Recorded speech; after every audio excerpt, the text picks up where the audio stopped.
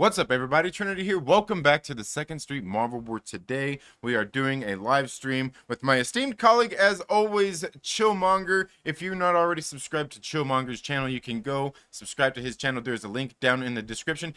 He's getting ready to do his 33 burning questions as well right after this stream. This stream, when we end it, will redirect you to his stream going on. Chillmonger, how are you doing That's today? that technology. Absolutely. Absolutely. We got things synced this morning. Oh, you know what? Gonna have to do that. There we go. All right. So how are you doing today? I'm doing pretty okay. Wearing my She-Hulk green. All right. Yeah.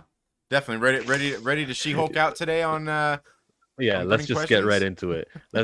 Yeah. Oh, that's gonna happen. Sure, there's gonna be a lot of questions on She-Hulk. I have reached my breaking point with this show, episode 3. I remember hearing maybe earlier, hey, the MCU is now about MCU, and I'm like, okay, guys, good luck getting people one over with that one because it's gonna be impossible. And then I watched this show, and in the first episode, I noticed moments where men were portrayed badly, and I'm like, whatever, though, that's just side characters. I guess the writer of the show really wanted to get that point through. Second episode happened again, and I talked about it here.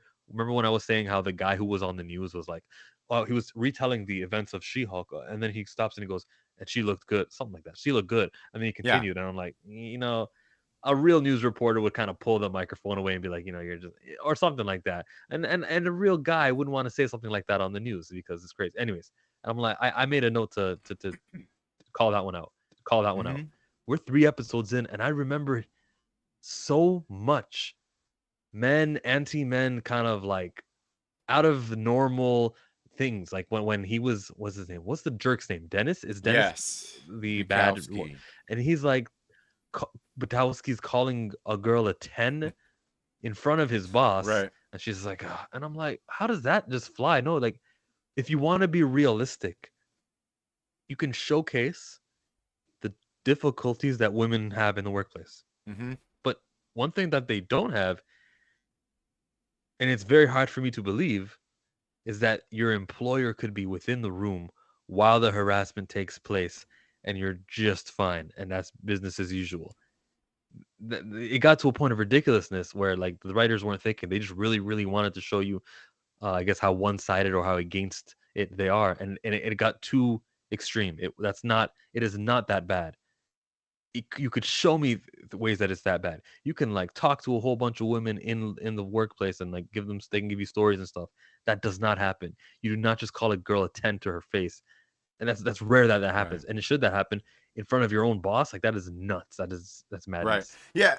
There's more to that happened, but it was just, this was the episode where I go, oh god. And maybe it's not your breaking point. And to that I say, guys, you have 6 more episodes. Go ahead, Trinity. Yeah. Well, I was gonna say, and here's the thing is, like, believe me, like, in all the years that I've actually worked with several people who were kind of like this guy, just like those kind of guys out there who would be out there saying and talking shit like Dennis Bukowski does. But the thing is, like, they're not even like that. You know what I mean? Like what you're saying is it was very stereotypical, and that's kind of what I got out of it. And it's just basically overemphasized here. I'm like, yeah, because like I've never actually, like I said, I've never seen somebody do exactly that. Not to say that nobody ever has, but usually there's like people are toned down about it. Because like I said, I worked with this one guy who was very much like that. But like when people were actually around, he'd keep it down. He'd be quiet. Yeah, because he knew that these things are not acceptable. Right. But the show is portraying it like the show is acting like no. The whole world accepts, the whole office accepts this sort of behavior. It was so crazy. Yeah, and I think that was the thing. Like in this episode, they kind of, I think they kind of went and did something ridiculous as well, and then kind of just made the joke out of it when the morph person, the shape-shifting elf, walked through the office as him. He's like, hey, I like to, I get off on harassing all you ladies, and walks off. And then he's like, I don't do that. He's like, come on, y'all. He's like, y'all work with me. Like, so like, to me, I see like a lot of stuff in this, like, it's just, to me, it's just silliness, where I do get plenty of people feel like it's kind of beating over the head with some of that kind of stuff. But I always see like I see just like they do one thing and then they do another. I'm kind of like it just seems silly to me more so than like really and that's the thing. Maybe if they're wanting to send a message, like to me it seems like they're just being more silly and I don't really take it seriously. And that's probably not what they're trying to do. They're actually trying to message, and they're botching it. They're fumbling it. They're actually bringing more people to that other cause. MCU has been, what we've been hearing, Right. and now you're like validating them. What is wrong with you? You have the opportunity to make the best show possible, and you're using subplots based on Dennis Patowski. That man should have no no structural, no meaning in the story, but he got so many minutes on his little court Right. case where we went through that whole thing for no reason. You brought up the shapeshifter who said something about I harass women in the workplace. That is such an unnatural line of dialogue to say, and an Asgardian elf isn't thinking about things like that. Right. Didn't she? That elf didn't have our upbringing, and she's only been on Earth for 1 year out of the, no, that's wrong. The blip. Maybe she was there for all 5 years, plus one. So like, but still, like, it's just a weird thing for them to say. Right. The reason it's ridiculous is because women in the workplace, we can all agree, they're there for their tasks at hand. They're to solve the email of the day, to do what she needs to do. She's not looking to be sexualized or anything like that, right? Isn't that like what happens in the office? And we should not treat them like it's a club. Fast forward to the end credit scene. I'm just saying, like, you can't have ass shaking in your show, and we should treat women nicely in the office, and they're workers and staff before they are these objects of your attraction, this and that, like, and then have ass shaking in the office. If you just change that scene and have her meeting with Megan Thee Stallion at a nightclub, at Megan Thee Stallion's residence, at Megan Thee Stallion meetup, anywhere outside of the workplace, cool.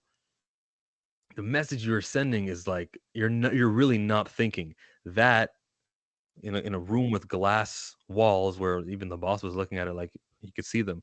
You don't want to portray women as booty moving, how do I say this? Because I don't like repeating words, but like you can't shake your ass in a business suit in the office and then expect the dentist to be like, what a pig. Why does he think of women this way? When it's like it's there. You just turn your head to the right and you could see women ass shake. Like, that's not, guys, double messages. I heard Tatiana Maslany say that it was her idea to do it. It wasn't like it was something that the script had, but it was okay that no one thought of what I thought of. You could have just had that exact same scene. It would have made all of the internet rounds and be not retweeted, and the GIF would have been useful. And K-Dot would have made his little video edits to different songs in the background of She-Hulk dancing to Megan Thee Stallion. We could have all of that if she just did it in a room that wasn't the workplace, guys. Right. We're trying to show that the women in the workplace are like workers first, they're not whatever, man.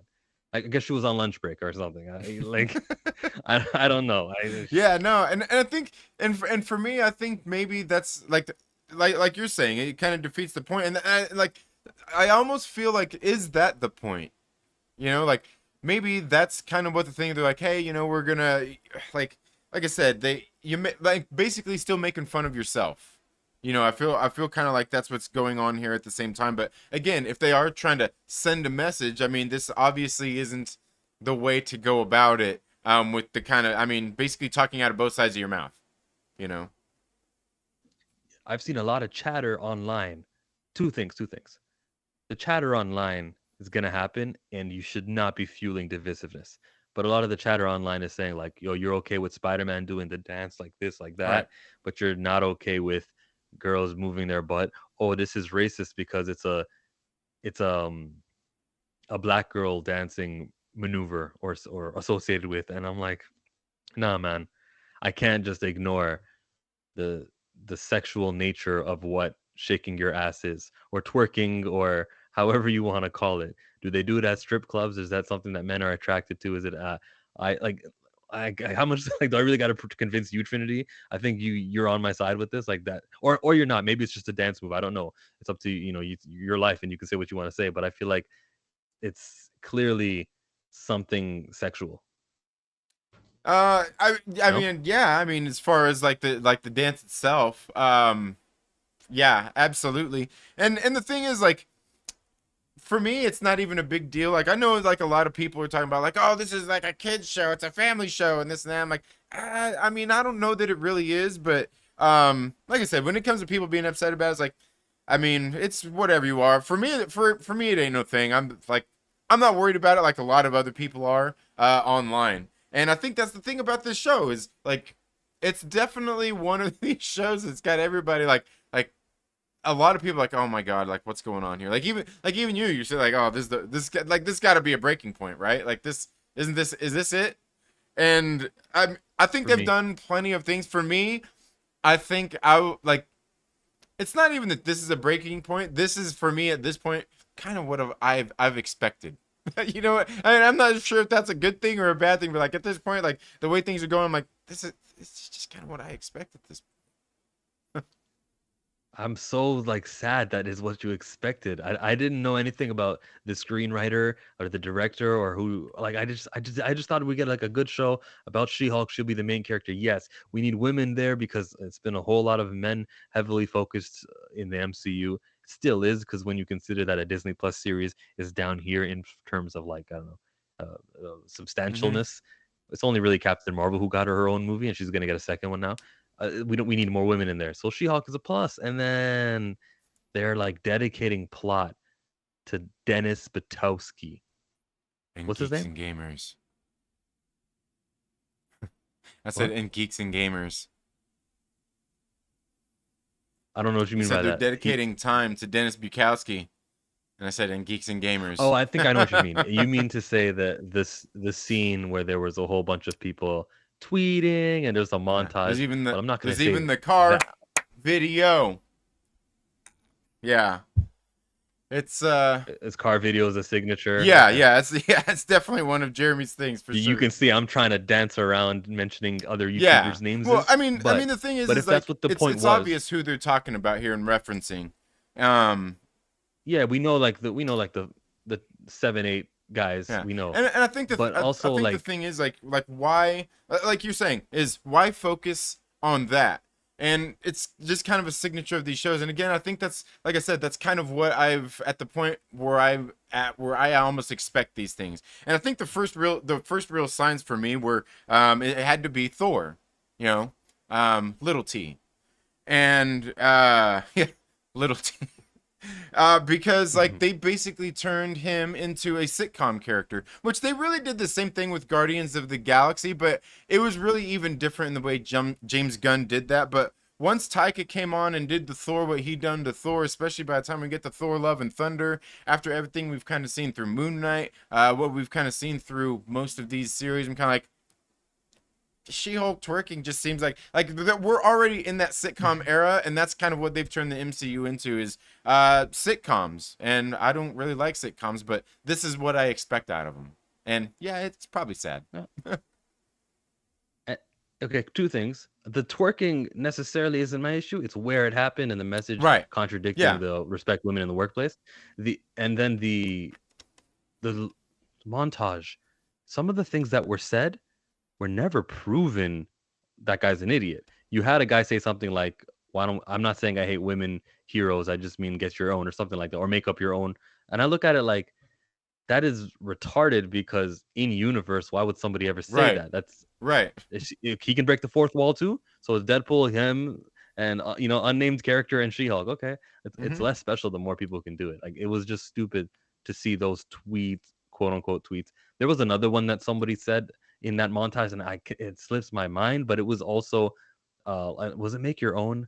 I said that one Yeah. actually. There was another one, man. I wish I had them all in front of me, but there's so many of them that I go, well, we'll show a scene to prove that person wrong in the show because right now you just offered an argument from a hater, quote unquote, that is actually one in real life. But is what Right. he said actually false? And is there a scene in your show to disprove it? Actually, no. You were trying to outsmart somebody, and in turn, you offered the audience, maybe who aren't even in our internet bubble, to go and yeah, that's a point. Well, I got 6 more episodes of this show, and they'll disprove that. And what if they don't? What if they don't actually show that the people who have their doubts and the people who have their they're upset aren't wrong. Like the MC YouTubers are correct right now, as far as 3 episodes of She-Hulk goes. Right. Yeah, yeah, absolutely. Well, and for me, like I said, for me, I don't feel like is it it's probably a little heavy-handed on some of this stuff. I think the first episode really was, and then some of the stuff here in this latest episode. But I think again for me, it just boils down to like I just don't really take it that seriously. Like it's just like this show just seems like it's a bunch of silliness and like it's like it don't want to be taken seriously, and you know. And obviously, plenty of people are taking it seriously enough. I mean, yourself included. And like I said, because that's where I'm at anyway. Just kind of like this is kind of just what I expected at this point. I'm just. I was kind of happy with what Abomination and the whole Wong parts of the Right. show. It was like a good explanation because I left last week going, how could that happen? Okay, but the footage leaked a long time ago, basically. Wong's explanation is I needed a worthy opponent. I was trying to be the Sorcerer Supreme, and you got to train. And I'm like, okay, well, I can see why he would do that. I can see that. And it all worked out. I know why Wong was in the Shang-Chi movie. It was because Asian. That was it. They needed a reason to get him in there, Right. and they sang karaoke with him. They explained that he didn't dominate the movie or nothing. Didn't take too many. He wasn't a subplot like the Dennis Patowski. Whatever. It was there, and I see what they were going for. And now we have an explanation for why it was Abomination specifically. This makes sense to me. Right. And the serious parts with Emil Blonsky, as lighthearted as it was, with his little poetry pen pals, with all that fun stuff, it was still Right. progress, and it was like, yeah, cool for this 23-minute episode. Yeah. Yeah. Yeah. Like I said, and they tossed enough stuff in here that was kind of moved us forward, but it really seemed like it was kind of an info dump as well as putting a bunch of Easter eggs in there for the MCU. Like I don't know. Again, I think it did a lot more of that as opposed to driving us forward like some of these scenes did. Because and that brings me to one of the things I even mentioned in my review was like the seven pen pals they showed in the show is I kind of theorized that are these there was 7 of them, and it made me think of is it the Salem 7, which have to do with like Agatha Harkness. It's the And Salem 7. That's right. that's kind Exactly. of what I thought, Yep. but I mean, I don't know. I don't know. It's just a theory I had because it seemed very It's kind just of cult-esque. It seemed like very, I don't know, maybe kind of like witches. I mean, and it reminded me, like the imagery reminded me of that movie Midsummer that I haven't even seen, but I definitely know that looks like a reference to it.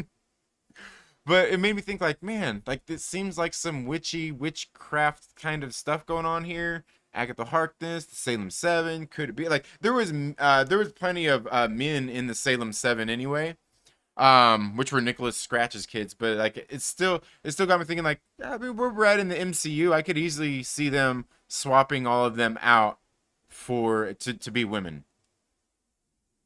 I'm expecting Abomination in the Thunderbolts movie, and you want him to be involved with Agatha also, huh?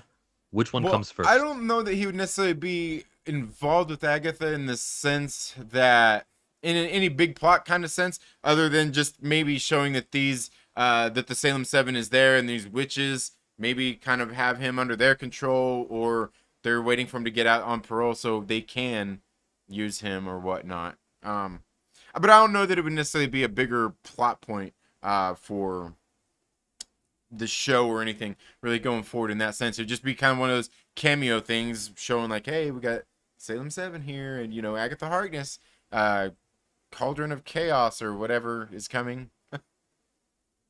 Hey, just don't forget whose show it is, okay? All these Right. cameos. Again, it didn't really. I was disappointed. I like cameos. Don't tell me, don't forget whose show this is, and then show me Dennis Bakuski with all of those scenes. Ugh. Yeah.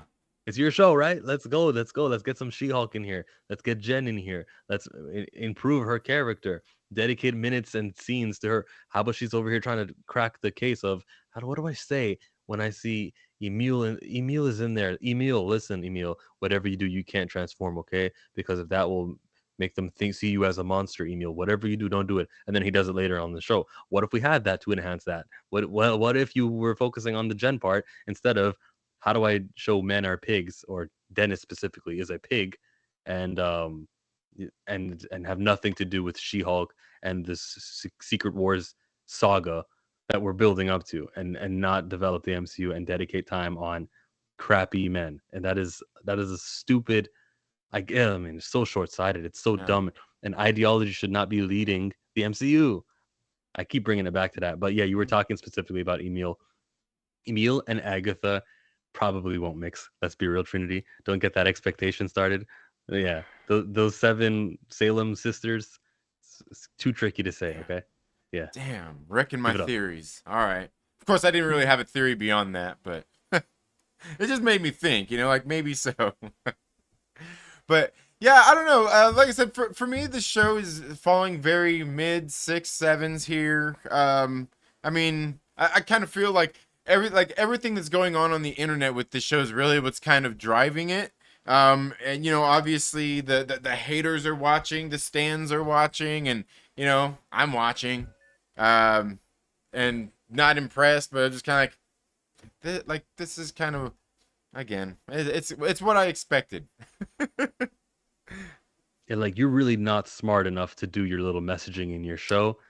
There are some parts of the show which are passable and enjoyable.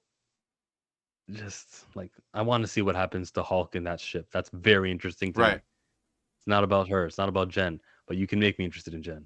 Let's get started. Absolutely. Absolutely.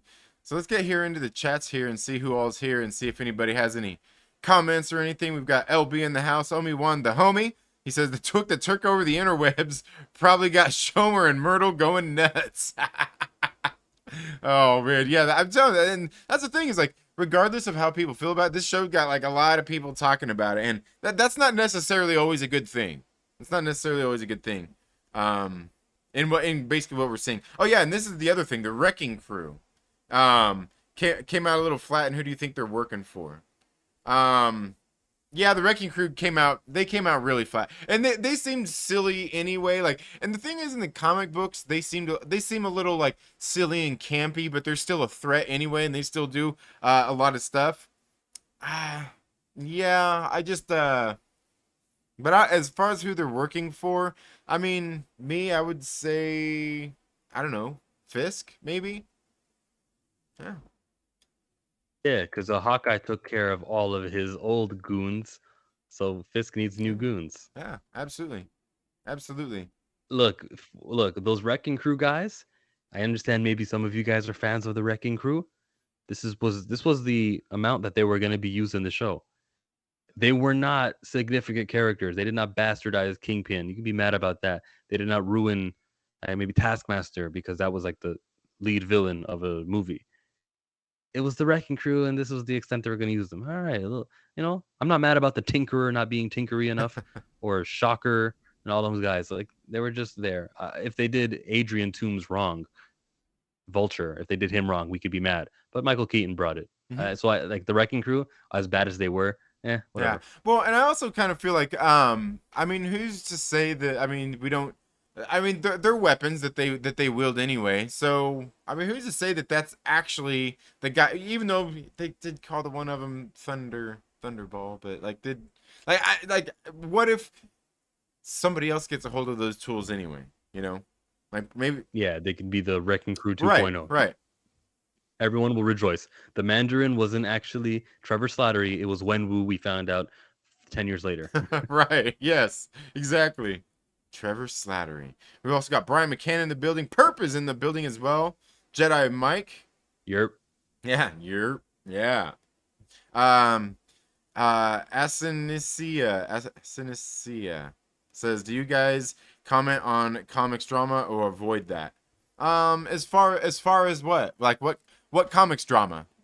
Well, on this show we wouldn't be talking about it. I mean, unless it pertains to She-Hulk, but I mean, I talk about like comic stuff on the Trailer Park Live most of the time when it comes to like drama kind of stuff. That's Friday nights at 8 p.m. Yeah, and it depends on drama for me. Like, you go look at my video library and you'll see whether or not Chillmonger talks drama. Because usually whatever the title says on my videos is what I stick to. Oh. Let's see. We've also got Tim's Talk in the building. Says, Chill Hulk. Twerking been part of the culture since Two Lab Crew. Says LB. Yeah, man, right? Big Booty Hose. Hey, we want some. It got appropriated with Hannah Montana. Yeah. They had the Teen Titans twerking. Oh man. You don't know that UNC is playing Appalachian State? I don't know, Mike Porter. Mike Porter must be double fisting it right now, watching some college football.